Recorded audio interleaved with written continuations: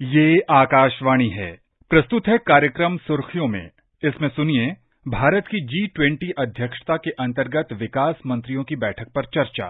इसमें भाग ले रहे हैं अशोक सज्जनहार, पूर्व राजनयिक, और कार्यक्रम का संचालन कर रहे हैं Ambarish Saxena.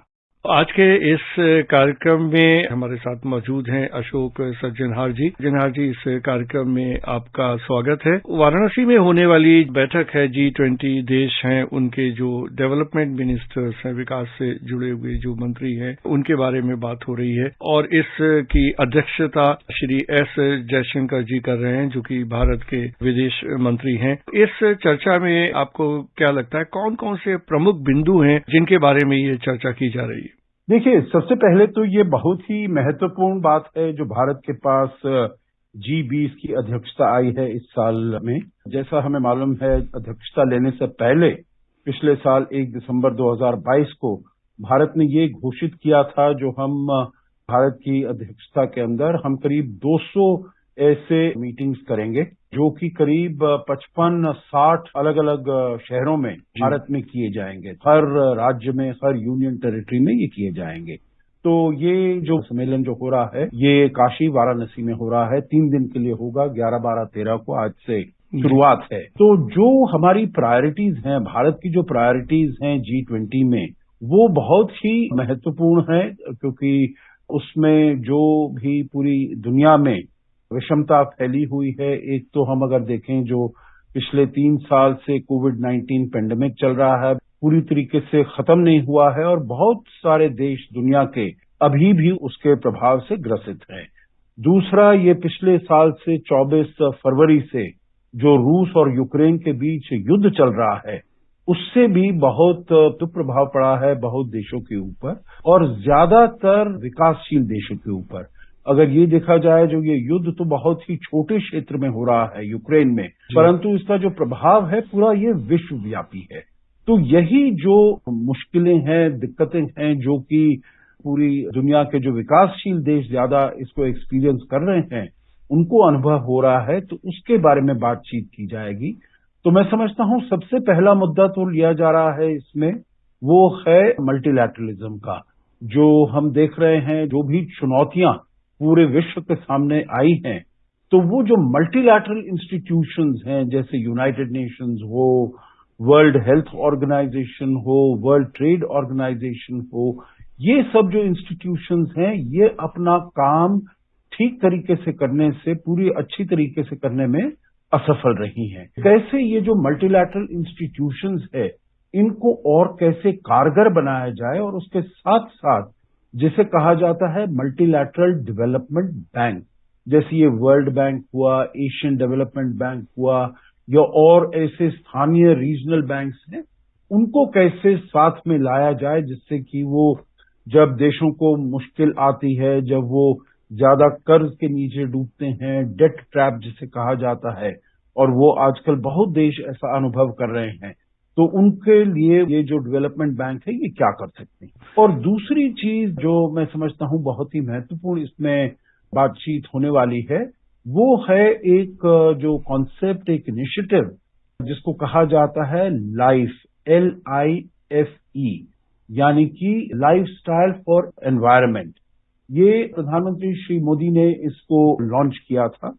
COP26 conference of the parties 26 की मुलाकात जब हुई थी 2 साल पहले ग्लासगो में 2021 में, तो तब उन्होंने वहां पर लॉन्च किया था। और बेसिकली उसका मतलब यही है, पूरी दुनिया के सामने वायु परिवर्तन का है, क्लाइमेट चेंज का इशू है, एनवायरनमेंट को प्रोटेक्ट करने का जो इशू है, वो बिल्कुल एक जिसे कहा जाए एग्जिस्टेंशियल थ्रेट बनकर सामने उभरा है। और इसके साथ कैसे जूझा जाए, तो प्रधानमंत्री मोदी ने ये सुझाव रखा है पूरी दुनिया के सामने, जो सभी देशों को, सभी लोगों को अपने आप में बदलाव लाना पड़ेगा, जिससे कि वो इतना ज्यादा जैसे ऊर्जा का प्रयोग करते हैं, इस्तेमाल करते हैं, अपने लाइफस्टाइल को, अपने रहन सहन को कैसे बदला जाए, वो इसमें आता है। और मैं समझता हूं जो जब ये डेवलपमेंट मिनिस्टर्स की मीटिंग होगी ये 3 दिन की, तो ये 2 मुद्दे उभर कर आएंगे। हालांकि और भी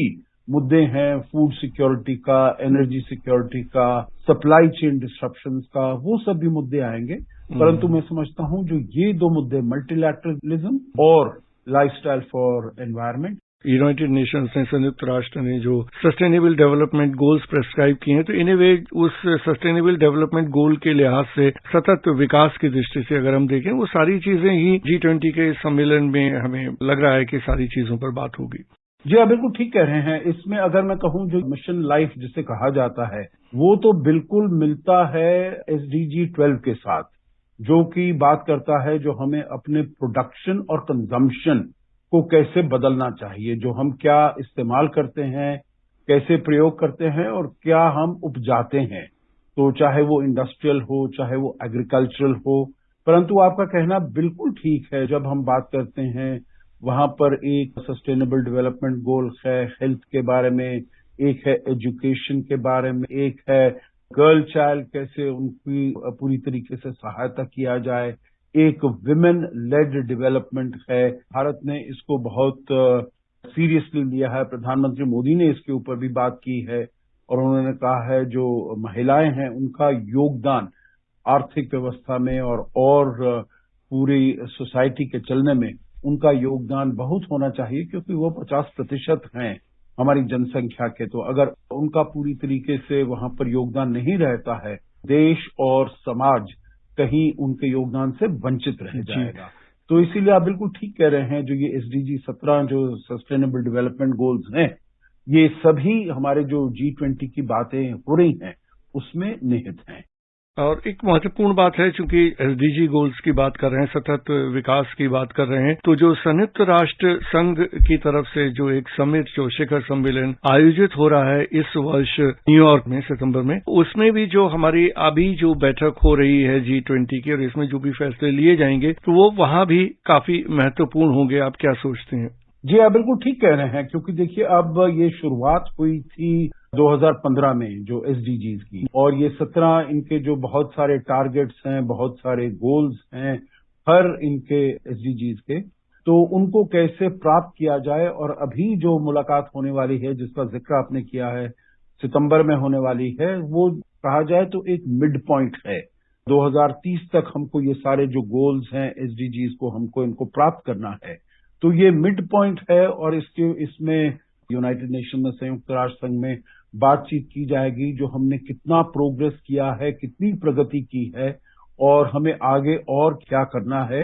और अगर मिड कोर्स करेक्शन की कहीं जरूरत है, कुछ और काम करने की जरूरत है, तो हर जो करीब 193 देश हैं जो कि संयुक्त राष्ट्र संघ के सदस्य हैं, वो सब तो आएंगे, परंतु और भी कुछ देश हैं वो भी वहां पर प्रस्तुत होंगे, वहां भी बातचीत होगी और ये देखा जाएगा कैसे देशों को अपने जो स्ट्रैटेजीज हैं, अपने जो प्लान्स हैं, अपने जो स्कीम्स हैं, अपने जो प्रोग्राम्स हैं, उनमें कैसा बदलाव लाना चाहिए जिससे कि वो मैक्सिमम इन गोल्स को अडॉप्ट कर पाए। मैं ये कहूंगा हालांकि और देश इसकी तरफ काफी अग्रसर कर रहे थे शुरू के कुछ सालों में, परंतु जब से ये कोरोना वायरस का पेंडेमिक हुआ है, कोविड-19, और फिर पिछले साल से ये युद्ध शुरू हुआ है, तो उससे बहुत देशों को इसने पीछे खदेड़ दिया है। तो फिर सभी देशों को देखना होगा जो वो कहां पर हैं इस समय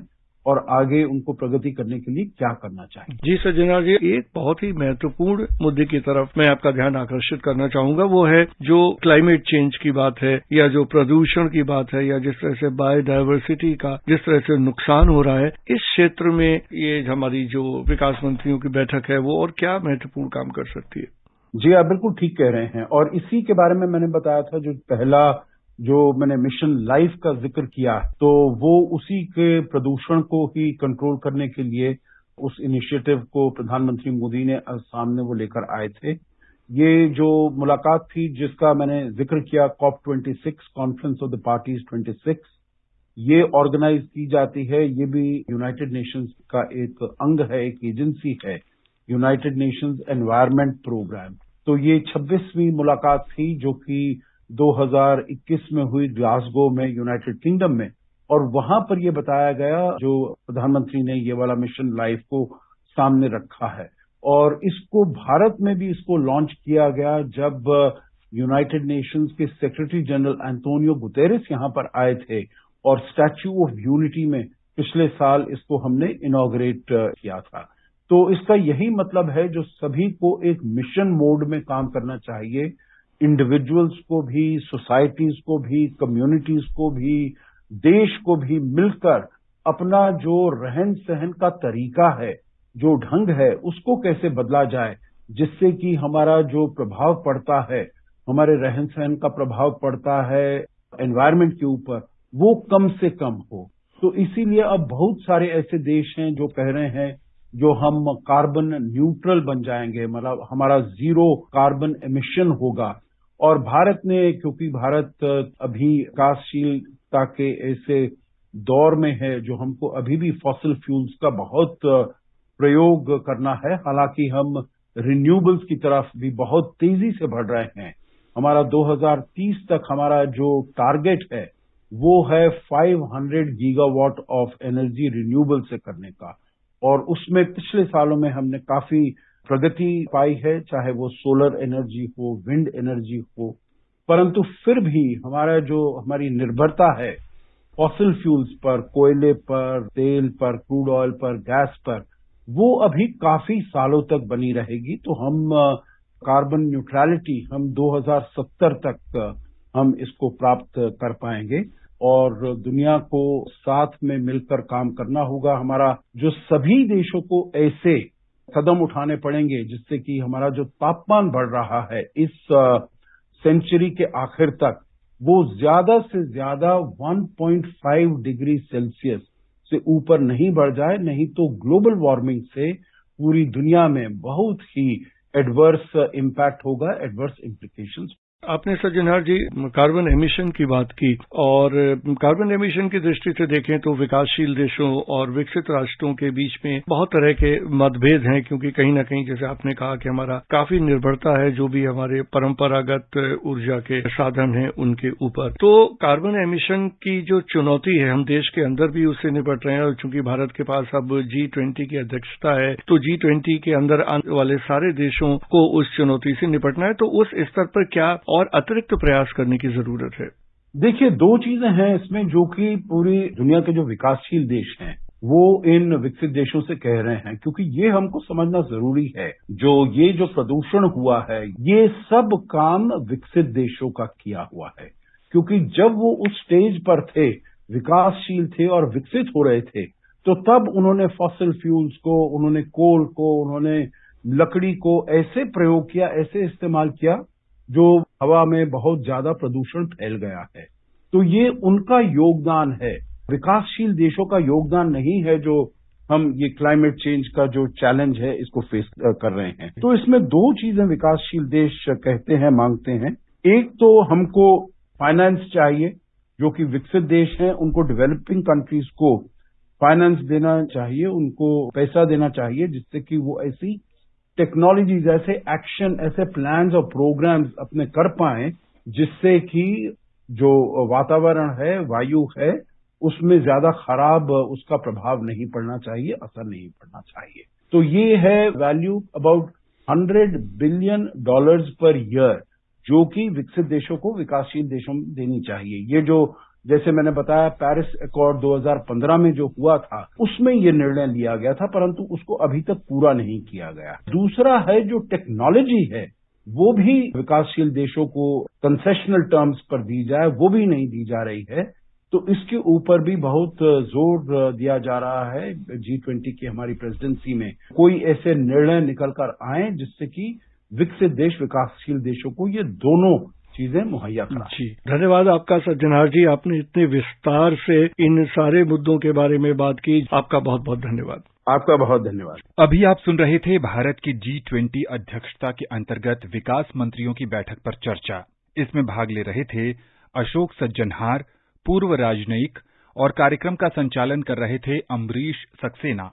ये कार्यक्रम आकाशवाणी के समाचार सेवा प्रभाग द्वारा प्रस्तुत किया गया। इसे आप हमारे mobile app news on AIR पर भी सुन सकते हैं। इस कार्यक्रम के संबंध में अपनी प्रतिक्रिया आप हमें ईमेल या व्हाट्सएप के माध्यम से भेज सकते हैं। ईमेल का पता है airnsdtalks@gmail.com और व्हाट्सएप नंबर है 9289094044।